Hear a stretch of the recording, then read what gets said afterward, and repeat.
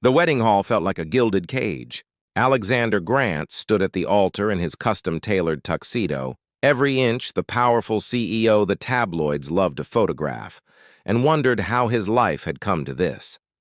An arranged marriage. In the 21st century. To a woman he'd never met, whose face he'd never seen, because his dying grandmother had made it her final wish. His hands clenched at his sides as guests whispered behind their programs. He could hear the speculation, the gossip that had been swirling for weeks. They say she's horribly disfigured. I heard she's so ugly the family keeps her hidden. Poor Alexander, trapped by duty. Each word was a knife to his pride. But what cut deeper was his own shame. Shame that some part of him had believed the rumors, had dreaded this moment. Had spent the last month trying to find a way out of a promise made to the woman who'd raised him. The music swelled. The doors opened. And Alexander forced himself not to look away, even as his heart hammered with a toxic mixture of obligation and reluctance. The figure that appeared was completely veiled, layers of white silk covering her from head to toe in a style that seemed deliberately designed to conceal. His jaw tightened. The whispers grew louder. This was really happening. He was marrying a stranger, binding himself to someone he couldn't even see, all because he'd held his grandmother's hand as she'd whispered, "Promise me, Alexander. Promise me you'll marry the Chen girl. She needs you, and you need her more than you know." What he'd needed was a choice. What he'd needed was freedom. But duty was a chain he'd worn his whole life, and he wouldn't break it now, not even for this. The veiled figure moved slowly down the aisle, and something in her gait caught his attention. She wasn't walking with the hesitation of someone ashamed. She moved with quiet dignity, her head held high despite the whispers, despite the stares, despite the fact that she had to know what people were saying about her. When she reached him, she was trembling. He could see it in the slight shake of her hands, the way the veil quivered with each breath. Fear, he realized. She was afraid. Not of being seen, but of him. Of what he might say, what he might do when he finally saw her face. The realization hit him like a physical blow. While he'd been so consumed with his own resentment, his own wounded pride, he'd never once considered what this must be like for her. To be married off to a man who clearly didn't want her. To walk down an aisle while people whispered cruel things. To stand here shaking, waiting for rejection. Shame flooded through him, hot and bitter. The officiant cleared his throat. "We are gathered here today." Alexander barely heard the words. He was too focused on the woman beside him, on the way she held herself together despite everything. There was strength there, he realized. Real strength, not the boardroom bravado he wore like armor. "Do you, Alexander James Grant, take this woman to be your lawfully wedded wife?" He thought of his grandmother, of the way she'd looked at him with those knowing eyes. She needs you and you need her more than you know. At the time, he'd thought she was talking about money, about duty, about the merger of two powerful families. But his grandmother had never cared about such things.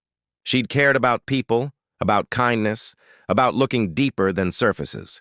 "I do," he said, and meant it more than he'd expected to.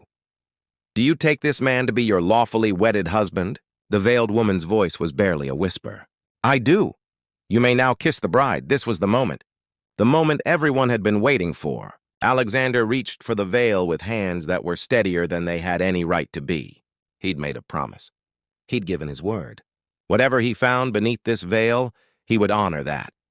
The silk slipped through his fingers. The veil lifted, and the world stopped. The woman before him was not disfigured. She was not ugly.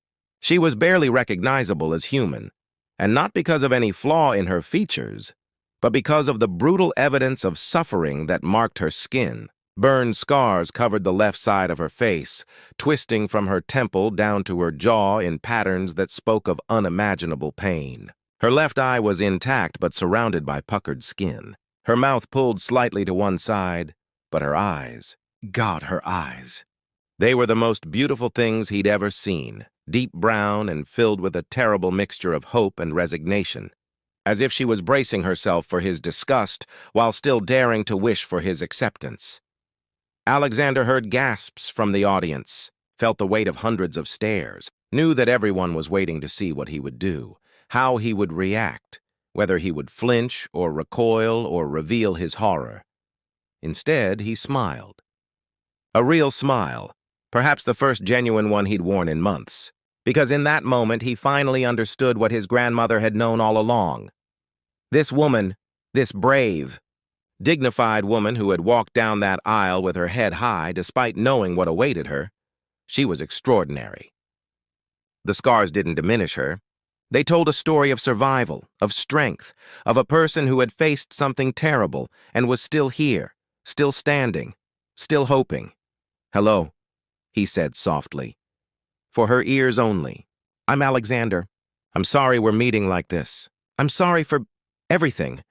But I'm not sorry I'm here." Her eyes widened, confusion flickering across her face. She'd expected rejection. She'd prepared for it, armored herself against it. His acceptance seemed to undo her more than cruelty would have. "I'm Lily," she whispered. "I should tell you, I need to explain." "Later," he said gently. "Right now, I'm supposed to kiss my wife, if that's all right with you." A tear slipped down her scarred cheek, cutting a trail through carefully applied makeup. "You don't have to—" "I know," he interrupted. "I want to," and he did. He cupped her face carefully, tenderly, treating her not like something broken but like something precious. When his lips met hers, he felt her surprise, her fear melting into something else, something like hope. The kiss was soft and brief, appropriate for an audience but infused with a promise. "I see you. Not just your scars, but you." When they parted, the room erupted, but Alexander wasn't listening to the applause or the shocked murmurs. He was listening to Lily as she said, "The fire was 2 years ago. I was a kindergarten teacher. There was a faulty heater in the classroom and—" Her voice broke. "I got 17 children out before the ceiling collapsed. But my face, understanding, crashed over him. You're a hero." She shook her head quickly. "I'm just a teacher who did what anyone would have done." "No," he said firmly. "Not anyone. Most people would have run. You stayed. You saved them." He took her hand, lacing their fingers together. "My grandmother knew, didn't she? She knew exactly who you were." Lily nodded, fresh tears streaming. "She visited me in the hospital. I'd lost everything in the fire. My apartment was above the school. Your grandmother offered to help, but I was too proud. Then she came back 6 months ago with this proposal. She said her grandson needed to learn what real courage looked like. I thought she was crazy, but she was so insistent. And my medical bills—" She trailed off, shame coloring her voice.